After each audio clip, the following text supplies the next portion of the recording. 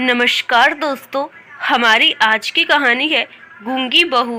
हसमुख और बातूनी चंचल को आज लड़के वाले देखने आ रहे थे, तो उसकी माँ ने उसे हिदायत देते हुए समझाया, देख चंचल, वो लोग जितना पूछे उतना ही जवाब देना।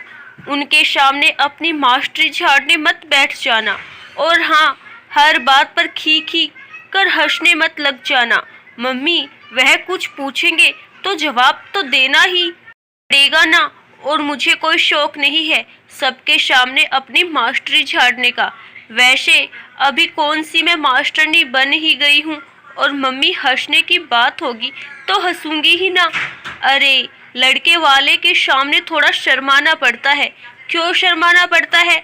वैसे लड़का तो आ नहीं रहा, लगता है शर्मा कर घर बैठ गया है, तो अब शर्माऊंगी किससे? चंचल में चुटकी लेते हुए कहा। चुप कर बेशरम, उसका पिता व बड़े भाई बहन आ रहे हैं, कुछ इज्जत रख लियो हमारी। तभी दरवाजे की घंटी बज गई। लगता है वह लोग आ गए। तू जा अंदर, जब बुलाऊं तब बाहर आना।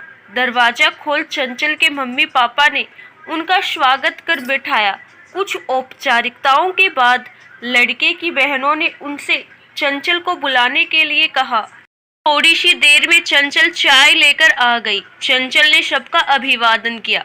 लड़के के पिता व भाई ने एक दो सवाल पूछे, फिर वह चंचल के पिता के साथ दूसरे कमरे में चले गए।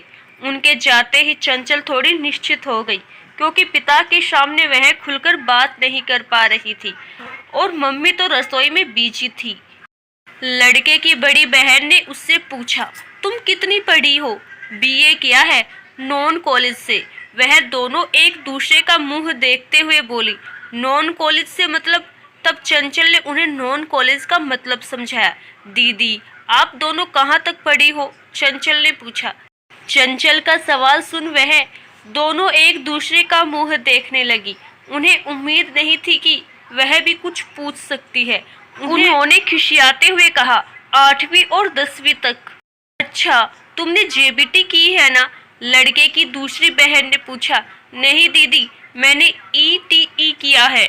हमने तो सुना था तुमने प्राइमरी टीचर का कोर्स किया है। हाँ दीदी, किया है, पर तुम तो मना कर रही हो कि तुमने जेबीटी नहीं की। दीदी, जेबीटी हरियाणा में होती है, दिल्ली में इस कोर्स को ईटीई कहते हैं। चंचल ने मुस्कुराते हुए कहा। धीरे धीरे चंचल अपनी रो में आ गई थी। वह दोनों एक सवाल पूछती, वह दो जवाब देती। तभी दूसरे कमरे से लड़के के पिता ने उन्हें सलाह मशवरे के लिए बुलाया। उन्होंने अपनी बेटियों से पूछा, कैसी लगी लड़की? तो बड़ी बहन थोड़ा मुंह बनाते हुए बोली, पिताजी, रंग रूप तो आपने देख ही लिया है, और डिग्रियां भी सभी सही हैं, तो फिर क्या कमी है? बस बोलती थोड़ी ज्यादा है। उसके इस जवाब को सुन लड़के का बड़ा भाई, जो इतनी देर से चुप बैठा था, वह सुन रहा था। तुनक कर बोला, गूंगी बहू ले आओ, बोलेगी ही नहीं। यह सुन दोनों बहनें चुप हो गई और रिश्ता पक्का हो गया। आज भी शादी के बाद चंचल के पति बहस होने पर या गुस्से में जब भी उससे कहते हैं, इतना बोलती हो तुम, तब चंचल धीरे से यही डायलॉग मार देती है, गूंगी बहू ले आते, बोलती ही नहीं। आशा करती हूँ दोस्तों, आपको हमारी आज की कहानी जरूर पसंद आई होगी। धन्यवाद।